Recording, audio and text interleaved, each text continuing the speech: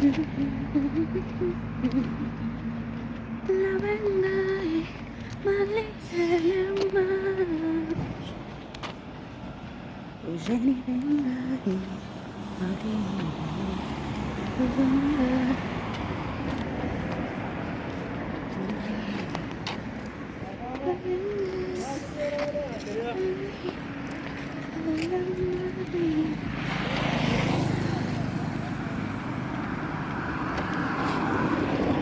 Get back to the pedestrian path. Guys, this is Embu Town. It's beautiful, isn't it? It's beautiful, beautiful.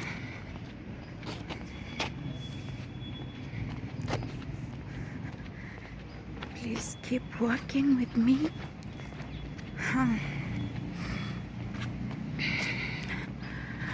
I feel like this is actually the best video to really explain myself, to really talk out, because at the moment I feel like I need a lot of help. So currently, guys, I'm homeless and jobless in Embu Town.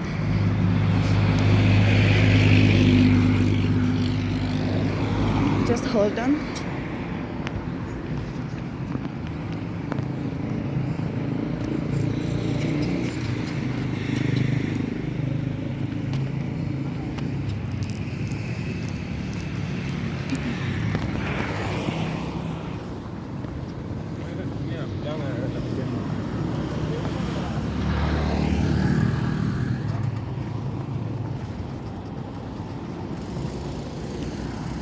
So right now, I'm heading to the river to have a bath. I've not had a bath for 2 days. I'll explain everything in this video. I'll explain how I became the state that I'm in, how I became homeless in one day. So please hold on. I want to get out of the I don't know, just hold on tufike mahali hakuna kelele, somewhere where there is no noise. Meanwhile, as you wait for that video, just be enjoying the view of Embu Town.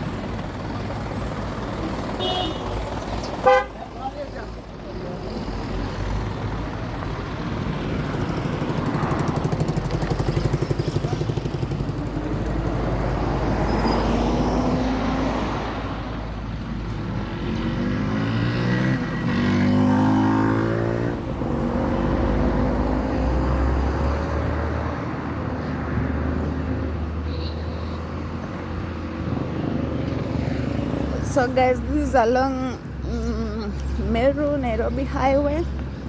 So hata niko huko nyuma mahali tumewacha. Actually hiyo yenye mmeona si town, hapo ni kanjia tu.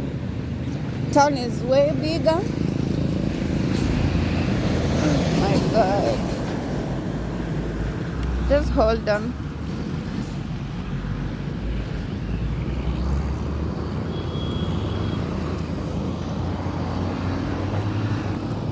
So the river is down here. Huku chini mahali tunaenda, there is a river called Rupingazi. That is where I'm going to have a bath.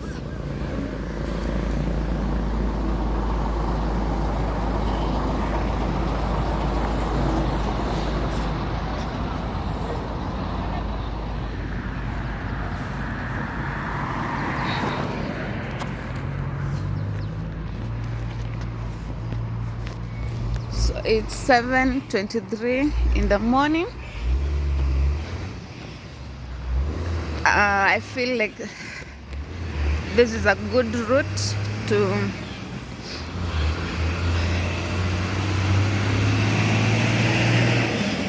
explain myself. Though you will bear with me about the noise, the traffic noise. I'm sorry about that.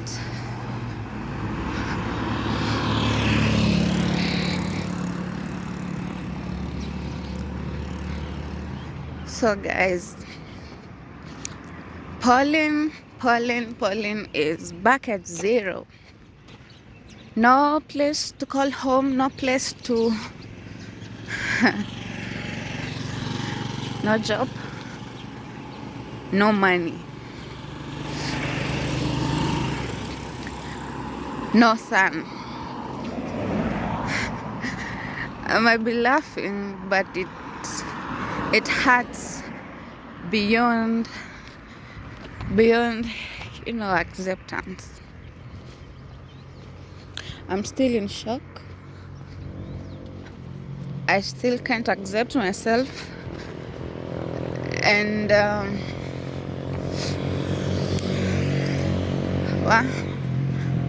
need your prayers, guys. I can't think of anything. My mind is blank. I've tried to look for jobs. I'm hopeful.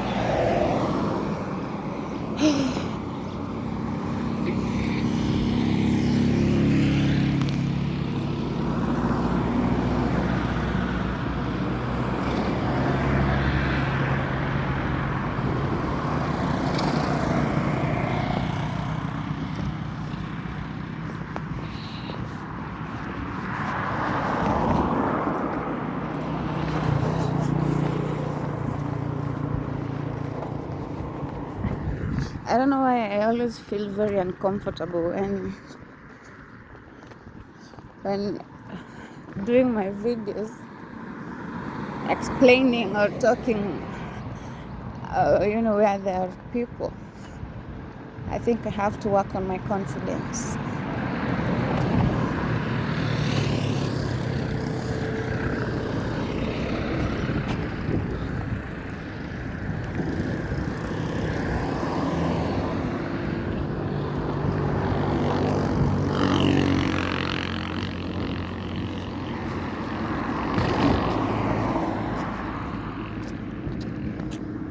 So guys, this is a very dangerous area. So many people have been stolen of their properties along this route. It is a well-known place for thieves, for thugs. I don't know how my experience will be today. I do not want to risk anything, but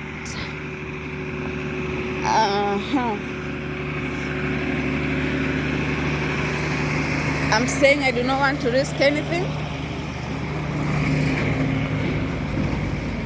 So at some point I'm going to kinda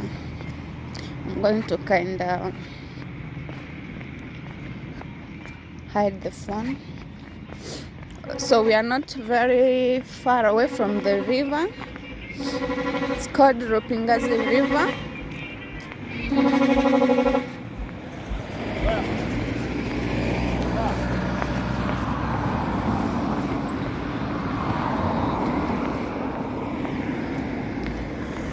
So let me just explain as we head to the river.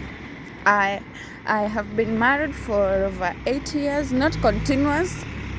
There are some periods where we have divorced. I had gone my way, and I always find myself back at that place, at that man's place.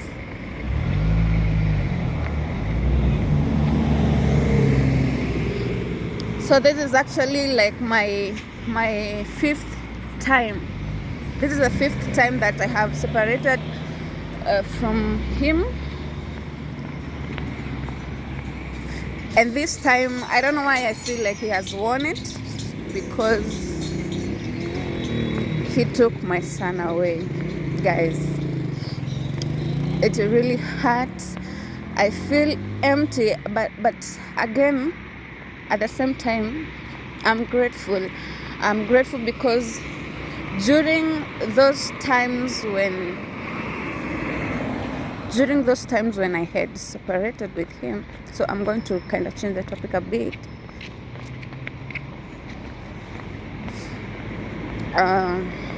We said that we are going to work on our confidence, so let's just stick to what we are doing. During those times, we were experiencing some marriage instabilities. You know, it's normal for any marriage. We've been taught to think so. But this time I felt like, you know, it's not really working. It's not really working. But the many times that we had separated, I used to have a lot of problems. Anytime I would go looking for a job, I wouldn't find any. You know, if I had something little I had saved for myself, if I tried to start up a business, it wouldn't work. It would eventually go down. So guys, it has been a journey. It has been a tough journey. But the one thing that is making me to keep being hopeful is knowing that my son will not go a day without eating and will access education. When I was with him, there is a time he actually dropped out of school. I couldn't feed him. He used to sleep hungry. Though it hurts me to be away from him, I also thank God that God has blessed his dad. He can take care of him. He can take him to school. He can manage to, you know, feed him well. So guys, this is the route I'm going to take. Just across this road, this is the route that leads me to the river.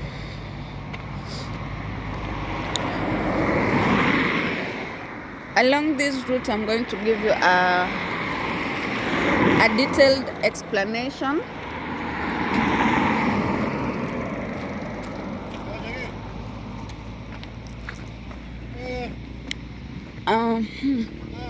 So along that route, I'm going to give you a detailed explanation on what really transpired on that day.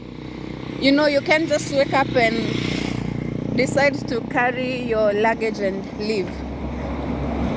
There must be something that you know has triggered that moment. For those who have had issues in their marriages, you just don't wake up and go. You know, it's a pile up of frustrations, a pile up of many hurtful days. And you know, there is this one day that just reaches and you feel like everything is enough. So that was the day for me. And on that, okay, Prior to that day, we had a fight about his son. Okay, get me well here. The guy I'm talking about had been married before, and I was convinced when I was getting into the marriage. I was convinced that it wasn't a marriage. It was, the way you can have a girlfriend back in school, back in the days, during your youth days, your young days, and then that girl gets pregnant. So he had a son. I knew about that son, and I knew about another daughter of his. She's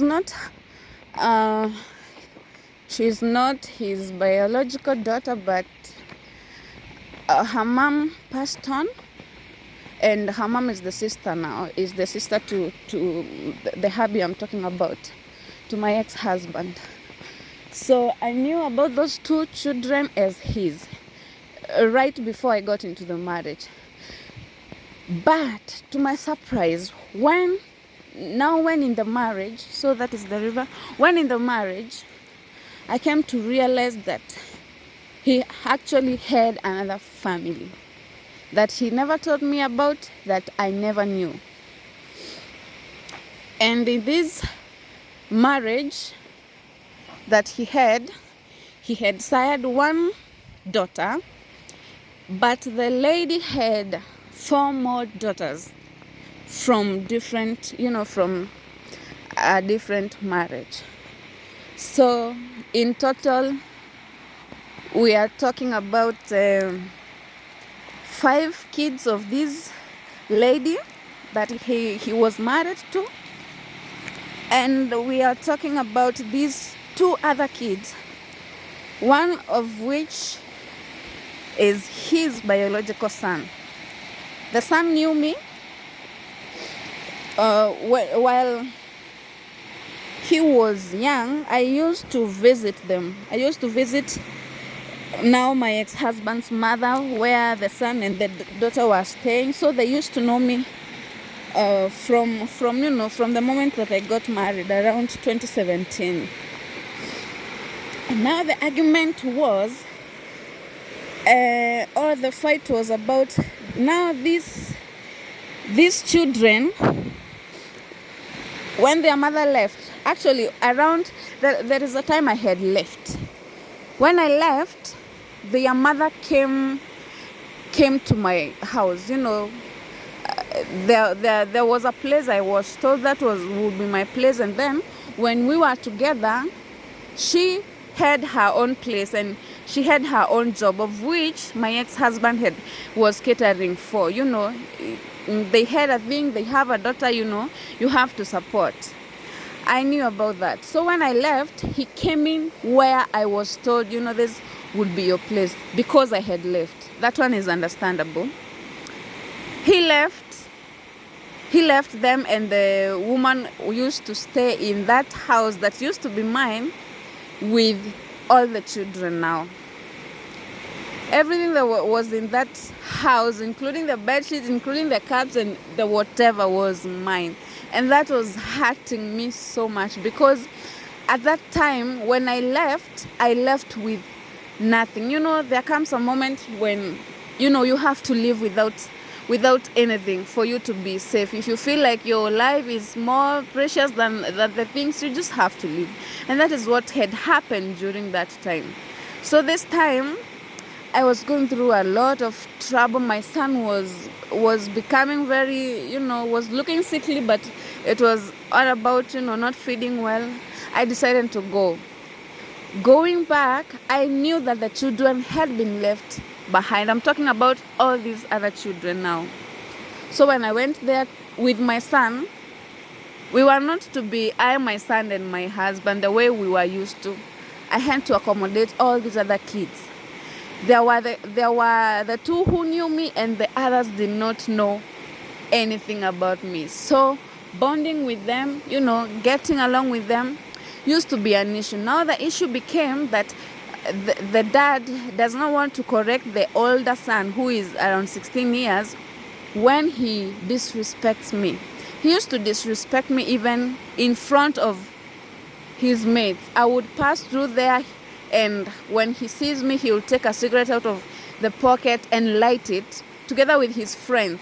I'm supposed to be the mom. I've not sired him, yes, but I deserve some little respect. And the way he used to talk to me, he could shout at me, asking me why I have not put food in the plate.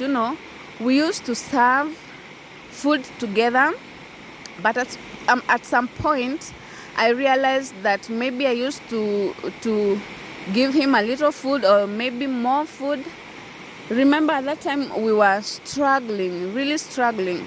So I would put for him a lot of food because he's big, his body is huge, and I would find that he hasn't eaten all the food, and then he throws the food away. So I approached him and told him, you don't have to throw food away. What I'll be doing, I'll just be leaving food in the hot pot. Then you'll serve the portion that you can, that is just enough for you. We do not want to waste because we do not have enough. You can understand the financial situation. And that was the worst thing that I ever did to that son. From that moment, it was hatred. It was kai mpaka matusi, and sometimes he would do that in front of the dad, and the dad would say nothing. I don't know why I was so bitter, because I believe if my son did that, I would correct him there and there. I wouldn't want to, look like whatever he's doing is okay. And when I approached the dad from, kando, I didn't want to talk about it there and there, but even the other children looked at that son and just left, because they felt, he is the elder. They felt he's the elder one. They felt maybe he's doing the right thing. They felt, furthermore, I'm not their mother, he should talk to me that way. I don't know how they felt, but they just left.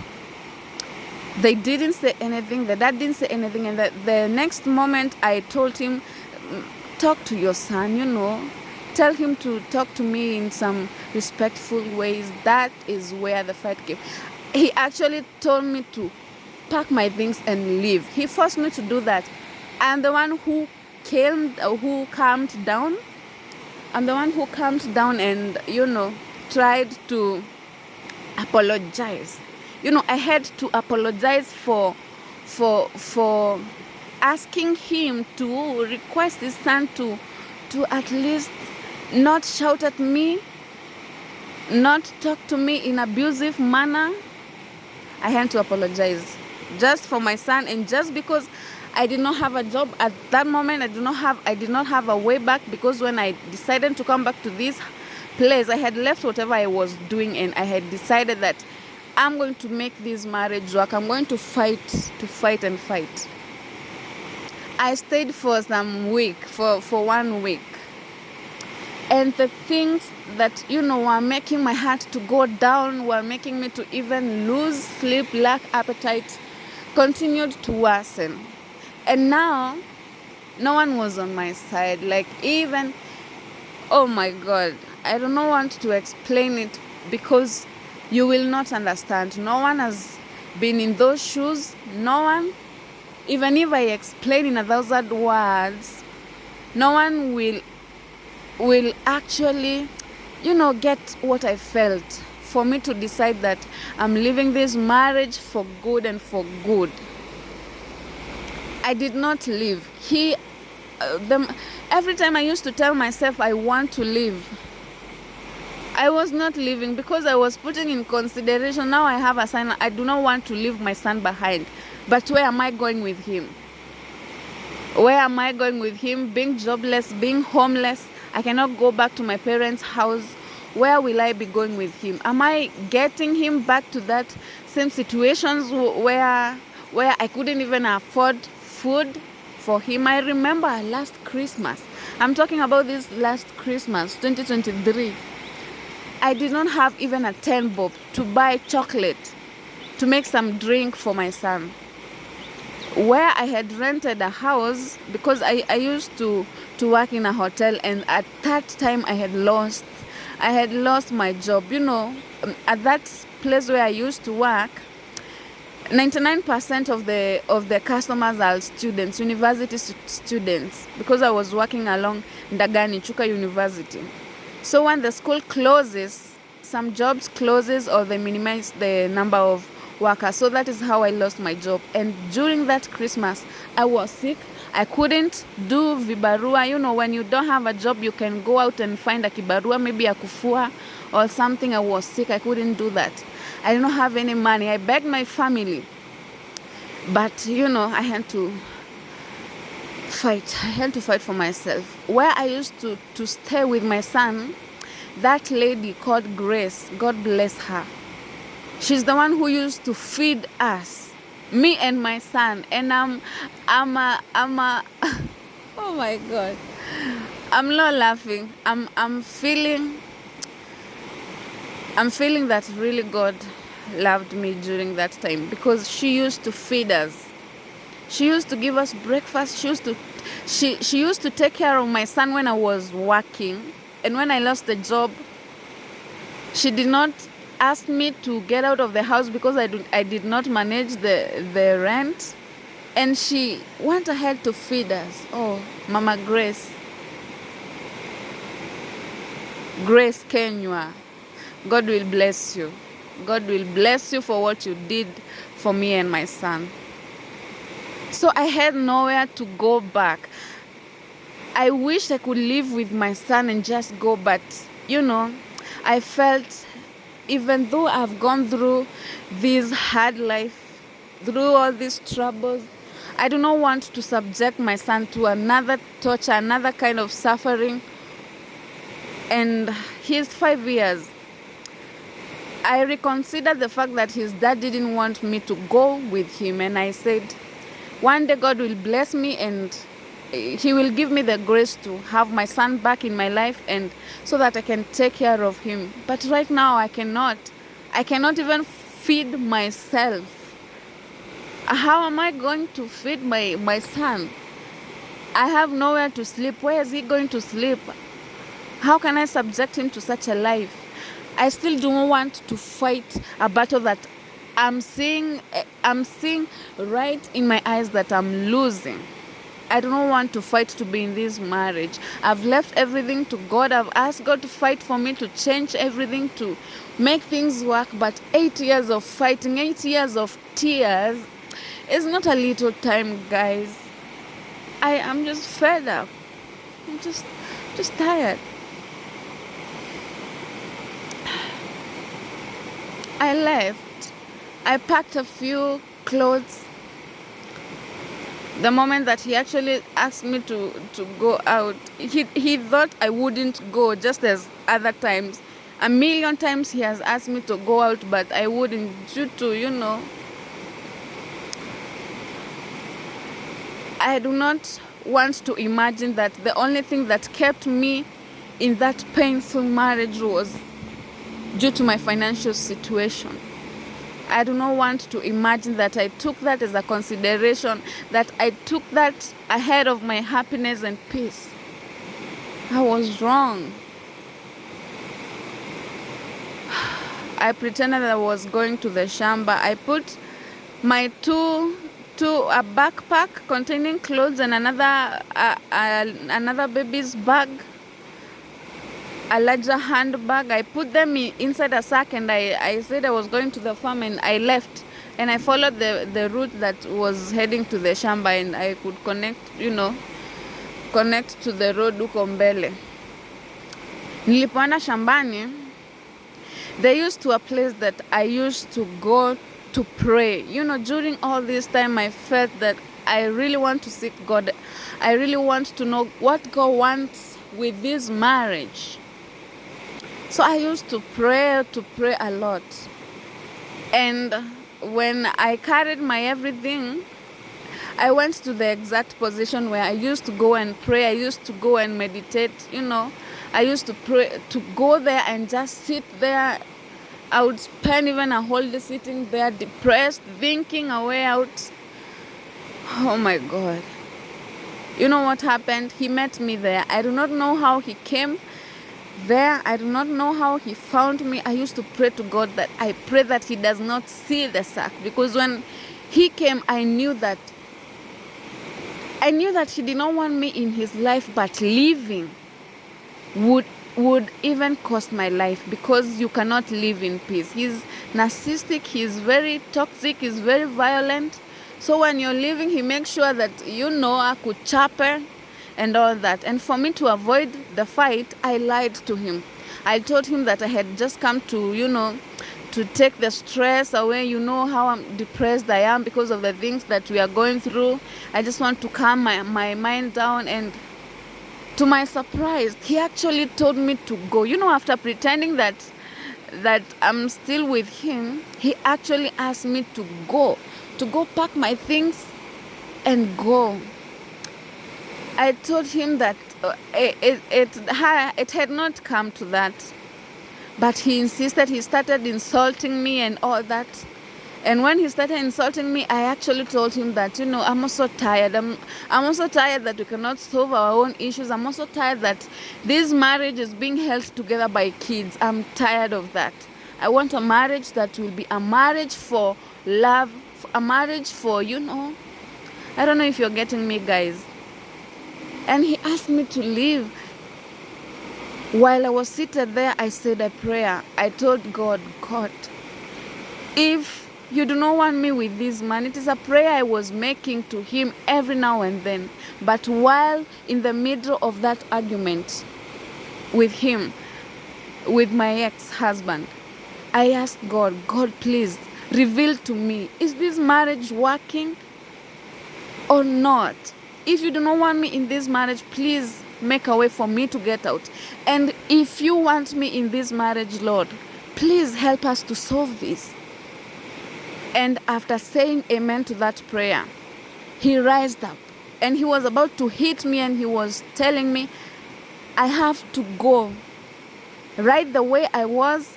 He doesn't even want me to pick anything, that everything I have I had bought with his money while we were in marriage, and I have to leave everything, including the son. And when he became violent, he started coming my way, and now he saw the sack. He opened the sack.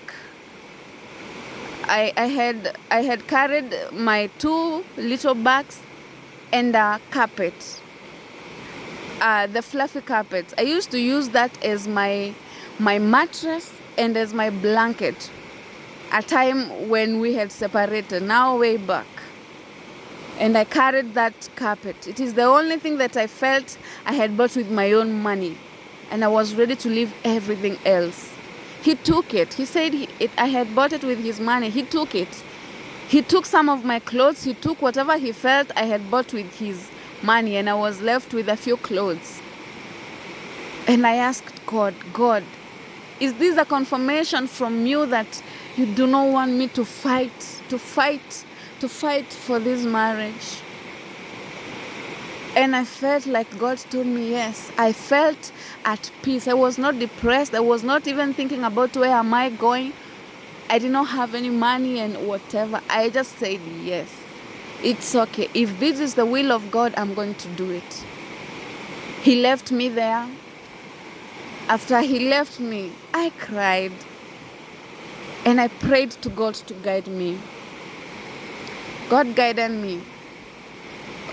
Nilivyotokea kwa barabara, when I saw a red truck. It was carrying water.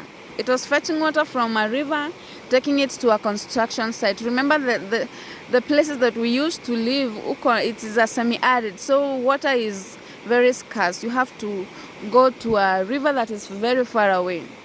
And I asked for a lift from that truck. And during that moment when I was in that truck, before he could even ignite it, I saw my son.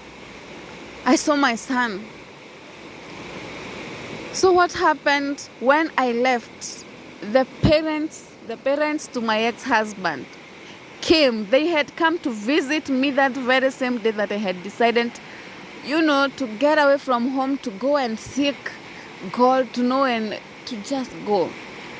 So the moment when the husband met me in the shamba, the parents were actually back in the house. And I saw my son together with the grandpa, with his grandpa.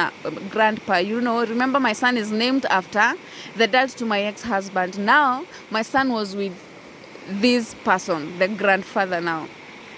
And they were looking for me. I felt so uneasy. I told that guy, please, wacha tu nishuke, nijue kwani mtoto ameenda wapi. I used to have some evil thoughts. I prayed for God to forgive me. I was thinking labda wanaenda kumwacha mahali nilikuwa nimekaa, waseme nilienda naye alafu mtoto wabaki huko bila anybody. So I went back. Nikapitia hapo kwa mwanamke fulani mahali walipitia. I asked the lady if he had seen that little boy together with an elderly person, and she told me yes. I hid myself somewhere so that I can see if he will go back with the son. I did not see them going back, so I went back to the lady and asked him if he had left with the son.